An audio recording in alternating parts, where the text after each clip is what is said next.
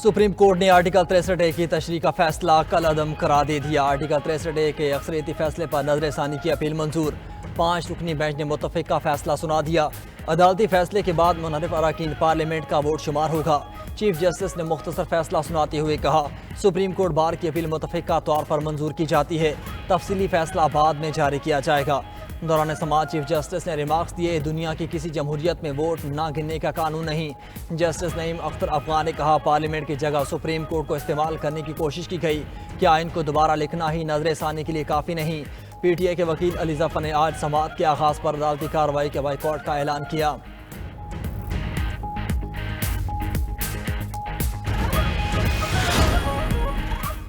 तहरीक इंसाफ ने article 63A से मुतालिक फैसला खिलाफ आइन करार दे दिया। PTI की सीटें आज उनको देने का फैसला आया जिन्हें पाकिस्तान के अवाम ने मुस्तरद किया था। सेक्रेटरी जनरल तहरीक इंसाफ सलमान अकरम राजा की प्रेस कॉन्फ्रेंस कहा, आज पाकिस्तान की तारीख का स्याह दिन है। अदालती फैसले के बाद तरमीम हो जाती है तो जो कुछ मुल्क में हो रहा है सब आइनी हो जाएगा। साबिक सदर और सीनियर रहनुमा PTI आरिफ अलवी ने कहा, जमहूरियत की पामारी हो रही है, क्या ज़रूरत थी इस वक्त आर्टिकल 63A को देखने की?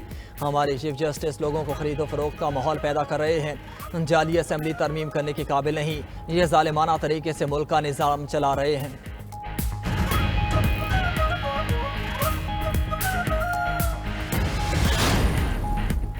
आज आइन और कानून की बालादस्ती कायम हुई है। रहनुमा नून लीग तलाल चौधरी का आर्टिकल 63A से मुतालिक फैसले पर रद्द-ए-अमल कहा, मर्जी के फैसलों से मुल्क और मईशत को नुकसान पहुंचा। आज के फैसले से पार्लियामान की बालादस्ती तस्लीम की गई। रहनुमा पीपल्स पार्टी शर्जील मेमन बोले, मुनहरिफ अरकान का वोट शुमार न करना पार्लियामेंट और आइन की तौहीन थी। आज के फैसले को आइनी तरमीम या उसकी मंजूरी से जोड़ना ठीक नहीं।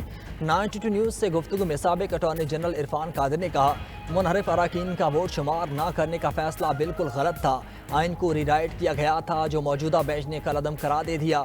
पार्लियामेंट कोई भी तरमीम करे उसको मुकम्मल इख्तियार है।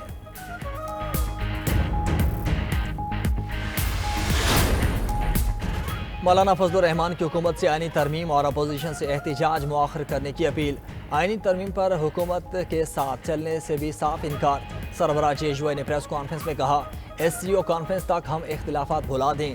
आइनी तरमीम इस काबिल नहीं कि उसे पास किया जाए।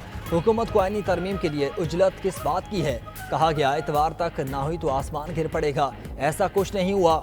आइनी तरमीम में जल्दबाजी कबूल नहीं। मौलाना ने कहा कि मुश्तरका इजलास से मुताल्लिक़ कोई इत्तला नहीं।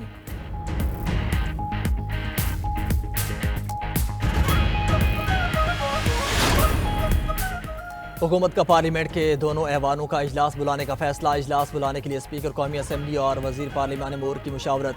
कौमी असम्बली का इजलास पीर को बुलाए जाने का इम्कान। पार्लिमानी ज़राए का दावा, हुकूमत ने बैरून मुल्क मौजूद अरकान पार्लियामेंट को वापस बुला लिया। हुकूमत पार्लियामेंट से आइनी तरमीम मंजूर कराएगी। खुर्शीद शाह, तारिक फजल चौधरी समेत मुतअद्दिद अरकान बैरून मुल्क में हैं।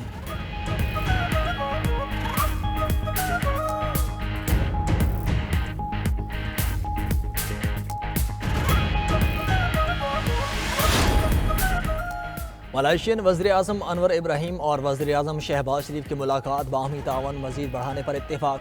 मुश्तरका न्यूज़ कॉन्फ्रेंस में दोनों रहनुमाओं की इसराइली जारहियत की मजम्मत। गजा और लेबनान में फौरी जंग बंदी का मुतालबा किया। शहबाज शरीफ ने कहा, दिफा और सिक्योरिटी के शोबे में तावन बढ़ाएंगे। मलेशियन वज़ीर आज़म ने कहा कि पाकिस्तान हमारा बाएतमाद दोस्त है। हुनरमंद अफराद क़ुव्वत IT, डिजिटल, AI और दिफा के शोबों में तावन को फ़रोग देंगे। 4 इजाफी परवाज़ों से सयाहत को फ़रोग मिलेगा।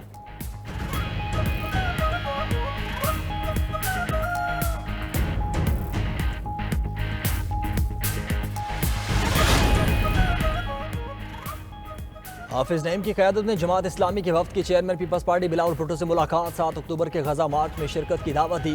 मुजवज़ा आइनी तरमीम पर भी बातचीत हुई। मीडिया से गुफ्तगू में बिलावल भुट्टो ने कहा कि इसराइली जारहियत खुलेआम आलमी कवानीन की खिलाफ वर्जी है। फ़लस्तीन, लबनान समेत कहीं भी मुसलमानों पर मसाले पर सबको एक पेज पर होना चाहिए। हाफिज नईम ने कहा कि 7 अक्टूबर को सब मिलकर गजा के अवाम के साथ यकजहती करेंगे।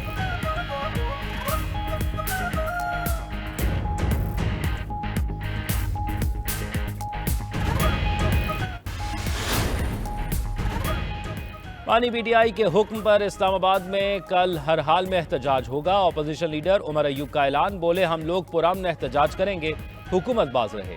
ये हुकूमत लंदन प्लान के तहत चल रही है और अपनी करप्शन छुपाने के लिए आइन में तरमीम चाहते हैं। रहनुमा पीटीआई फैसल जावेद बोले, एहतजाज करना हर शहरी का हक है। अवाम ने अपने वोट से फैसला सुनाया, मगर ये लोग फॉर्म 47 का सहारा लेकर इक्तदार पर काबिज हैं। लाहौर और पिंडी के एहतजाज पर बानी पीटीआई ने हमारी तारीफ की।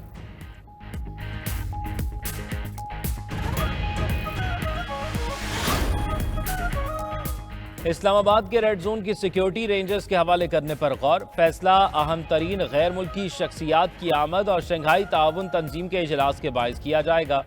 उधर पंजाब हुकूमत ने लाहौर में भी 6 रोज के लिए दफा 144 नाफिज कर दी। जल्द से जुलूसों और एहतजाज पर पाबंदी होगी। फैसलाबाद, बहावलपुर, मियांवाली समेत 6 शहरों में पहले ही दफा 144 नाफिज है। उधर गुज़िश्ता रोज मियांवाली में पुरतशद्दुद मुजाहिरे, पथराव और फायरिंग के इल्जामात पर 22 नामजद और 25 नामालूम अफराद के खिलाफ मुकदमा दर्ज। दफा 144 की खिलाफ वर्जी और इंसदाद दहशतगर्दी एक्ट की दफात शामिल।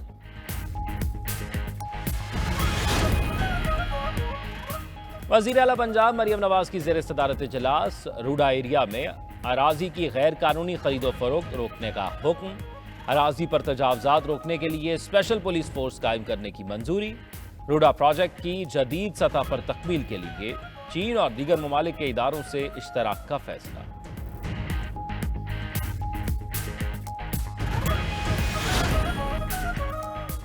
लबनान में इसराइल की जमीनी कार्रवाई पर हिजबुल्लाह का भरपूर जवाब। लड़ाई में 15 इसराइली फौजी हलाक, मुतअद्दिद जख्मी, 3 टैंक तबाह। इसराइली फौज ने हलाकतों की तस्दीक भी कर दी। इसराइल में ईरान के मिसाइल हमलों के नुकसानात की सैटेलाइट तस्वीर सामने आ गईं।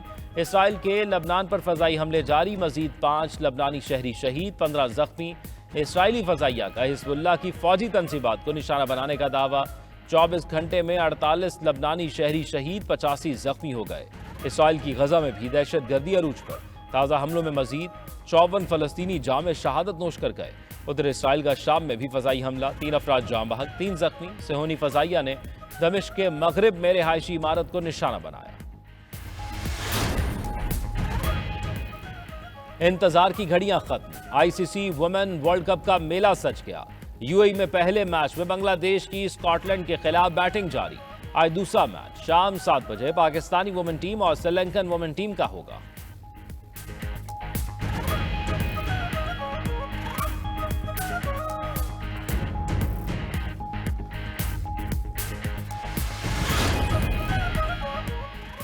और स्पिन बॉलर उस्मान कादिर ने पाकिस्तान क्रिकेट से रिटायरमेंट का ऐलान कर दिया। सोशल मीडिया पर पैगाम में लिखा कि पाकिस्तान की नुमाइंदगी उनके लिए एहसास है। साथ ही खिलाड़ियों और कोचेस का शुक्रिया जिन्होंने सपोर्ट किया। वो अब नए बाब में दाखिल हो रहे हैं, अपने वालिद की विरासत को जारी रखेंगे। जराए का कहना है उस्मान कादिर ने एनओसी के मामलात से दिल बर्दाश्ता होकर रिटायरमेंट का ऐलान किया।